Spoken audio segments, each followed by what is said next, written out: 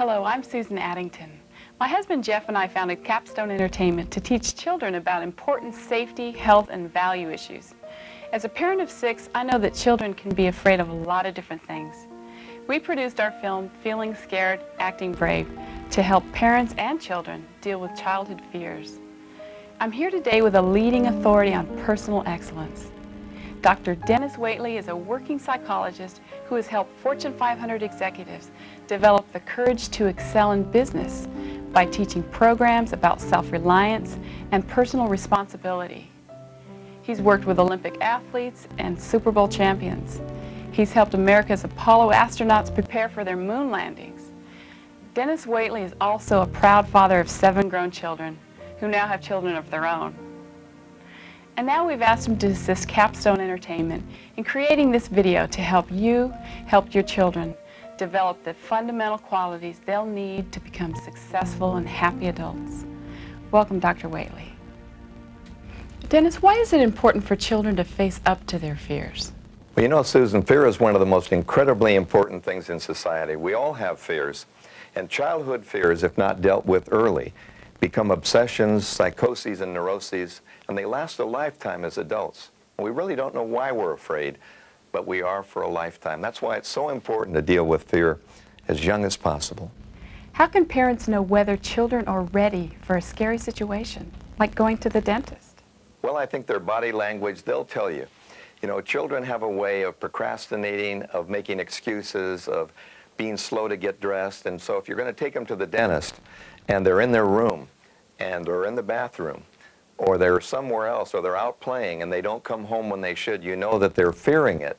And one of the ways you can deal with fear is to show them someone else who's done what they're about to do, about their age, and make it unscary by going through it slowly. Parents have to be really patient today, and they have to anticipate that every one of their little children are going to be afraid of something that they're not afraid of.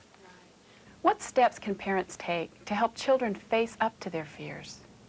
Well, I think the most important thing to help children face up their fears is to understand that fear is usually lack of information and lack of experience. So the thing you can do to overcome fear is to look at it as the unknown, and so make it known. So if you're afraid to go to the dentist, for example, then you take them to the dentist office when somebody's not being drilled and filled upon, and the dentist can sit there. Some of the best dentists I know sit on little teeny chairs and pull up a little teeny chair and sit down, and there's one about 6'6", and he's so tall and powerful he scares everyone until he sits down at this little table on this little stool and has this conversation. So you can take them in advance when there's nothing threatening, when they don't need the work. You know, the best thing I've done with people, for example, who are afraid to fly, is I take them to the simulator at American Airlines, and so they learn by simulation in a non-threatening environment that although the fear is real, that the more experience they have with it in a non-threatening way, the less fearful it'll be when they have to actually do what's required. Is it okay to let children know that parents are afraid of things too? I think one of the most important things you can do is not be super mom or super dad. You know, in business and in the world today, we have a tendency to PR people. And what everyone is looking for is somebody who's real, that he or she can trust. Well, if mom and dad are afraid, and if dad is afraid and mom's afraid, then it's okay to be afraid. So when I go skiing with my kids, and they see me standing up on adios, the run, which means goodbye, you know, they say, "What's the matter, Dad?" And I say, "Well, you know, I'm afraid. I'm afraid I might fall, or afraid that, you know, I'm afraid that I might win the ski jump competition, and there's no ski jump there." And they say, "I can't believe that our dad is afraid." And I said, "Oh, yeah, you'd be surprised. I've been afraid all my life, and until I learn about something and get a mentor and a teacher, it's natural to be afraid." I think it's good for children to know that mom and dad have fears too. I think so too. I think it's a good idea for kids to, you know, see that you're afraid, and they also feel more empowered because they are the ones now that are helping you. Yeah, don't be afraid. It's going to be okay.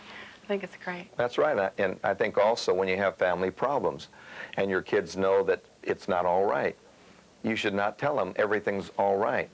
Because then when somebody asks a child, what's wrong, they'll say nothing. Right. And they'll try to hold in what's bothering them. So if parents can communicate their fears, their frustrations, their faults, their flaws with children, the children will say, gee, you think enough of me to trust me with this information. And it really mitigates or makes smaller the problem than a parent trying to hide it. During the filming of Feeling Scared, Acting Brave, A Kid's Guide to Courage, we asked a few of our cast members for their personal feelings about the subject. Here are a few of their thoughts about fear, courage, and how they deal with it personally. I think fear is very healthy as long as it doesn't induce paranoia. If it induces preparation and wariness without paralyzing you and making you inert, then I think fear is a good thing. You know what really scares me is spiders. I saw, the movie Arachnophobia and all the, I just hate spiders. Something about me really bugs me. Snakes, sharks, nah, spiders. We have nothing to fear but fear itself. And the best way to defend against stage fright, I have always found, is to imagine the worst case scenarios and before you go and do it, and be prepared in your head to be able to ad-lib and handle emotionally whatever crises might take place. And as long as you're prepared emotionally for that, I think the words will come. I remember riding my first bike. I was really scared, but my dad held me, and I knew that I was safe. I used to be afraid of roller coasters, but like Corny, I overcame my fear. But really, I'm afraid of my sister because she looks pretty scary in the morning, I think it's best if you ask your parents. If you have a problem, always ask them. If you're scared about something that you're confused about, ask them. Why are you asking me? I'm just an alien. I dare you. Oh, don't be so afraid. Corny! I'm sorry. I'll never dare you again. Corny's friends dare him to do a lot of crazy things in the film. How can we teach our children to distinguish between a sensible dare and ones that are actually very risky and senseless? That begins right at home. If you wait until you're in a restaurant and out in traffic and in life, you're waiting way too long. And parents have a tendency to try to use life out there to teach their children, but it's too late.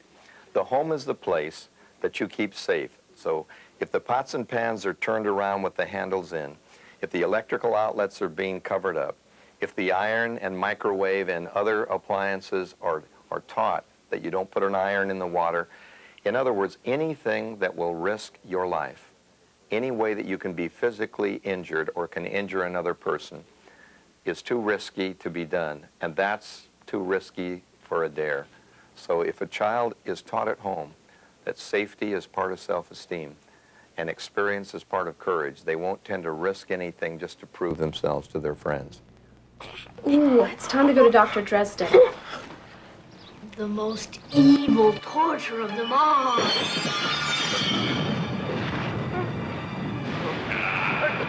Oh, John, please. Corny, going to the dentist is a normal part of human experience. He's gonna drill you till you're full. John is always teasing Corny about going to the dentist. He calls him Dr. Dreadful. Why do kids torture each other this way? Well, kids are both absolutely diabolically honest, but they're also very cruel. They're cruel in the sense they say anything and they want to exaggerate. They live in an imaginary world. So I think the thing to do is to see Dr. Dreadful in his suit clothes, to see him at a soccer game, to see that he has children, and to see him in an environment where he's not as threatening as he looks like or they've made him to appear. And you've got to do that. You've got to network with him before he's ever going to work on your children. There's no way you're gonna take my butt. Hey! Stop that! Leave John alone! That's a good idea. I'll take yours instead.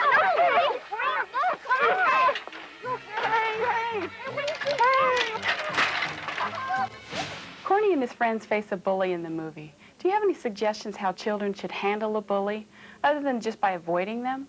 Well, it's really tough today because bullies today can be violent, and they can be big and tough, and they can have guns and knives and baseball bats. So you got to be very careful about that. I think it's important to surround yourself with other people. So to make sure that you kind of travel with your own friends and make sure your child does have friends or a team or a support group. That's number one. Never be caught alone with a bully. That's just good sense for all of us as we're growing up. The second is if there's any possibility of physical violence from a bully, you want to nail it right away. You can't say that's the last time he's going to beat me up. It would be like a woman who's abused by her husband. The first time is the last time. So any sign of physical violence needs immediate parental action by either calling the parent of the bully or bringing it to the attention of the school authorities or the authorities where you might fear violence on the part of the child. And that may be ratting on your friends, but it's always better to either have an adult there, or the way I do it is make sure I befriend someone nicer and bigger than the bully. Do children that are timid always grow up to be timid adults? No, of course not.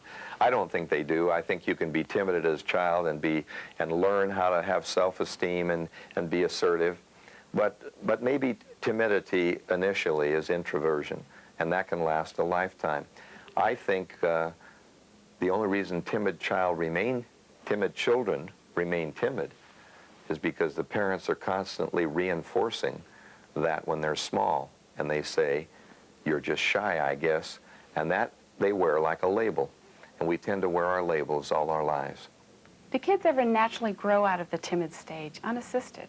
I don't think they ever grow out unassisted, but I think a loving coach, a nurturing teacher, and some friends who are competitive and yet not to put down friends can assist that by saying, "Come on, you can do it." So if you get into a good peer group, you get into a good coach or a good classroom, that they'll grow out of it without the parents having to be the ones to assist them. And some things just do happen with age and experience, and parents just can't take credit or the blame for that. What about for fearful children who just need an extra push? Well, the question is, who's to do the pushing? And parents simply don't know when to push and when to pull. I think that you should never push a child. You should always let a child be pulled towards something. So I call it the north wind theory. The north wind doesn't blow from the north. It's pulled by a low pressure area from the south. And so wind flows toward a vacuum. And so what you really want to do is neutralize the fear by talking about something in a positive enough way to attract them to it rather than push them toward it. I'll give you a good example. You take a 5-year-old child or a 4 or 3-year-old child to see Santa Claus, and they don't like strangers. You've already told them that they shouldn't cozy up to strangers, yet there's one in the mall. Yet there's one outside ringing a bell, and there's one over at the other mall. How can all these people be Santa Claus? But you're telling them they are. You put your child in line and you say, "I want you to get in line, and as soon as you get up to that strange man's lap, I want you to sit on his lap, and I want you to tell him what you want for Christmas, and I want you to smile so we can take your picture for the Christmas card, okay?" And the child is fretting and fearful, needs just a little push, and you're saying, "What did I raise here?" Right. You know, all the other kids are getting up on his lap, and the little child gets up on this strange Santa Claus's lap, and Santa Claus says to this little child, "And what do you want for Christmas?" And the little child says, "I'd like to get down, please. I want to go home. I want to be with my parents." The best thing to do is get to know that children are so different from one another, even in the same household, even with the same parents, even twins. So to treat each one as an individual and respect their privacy, their fears, as being normal.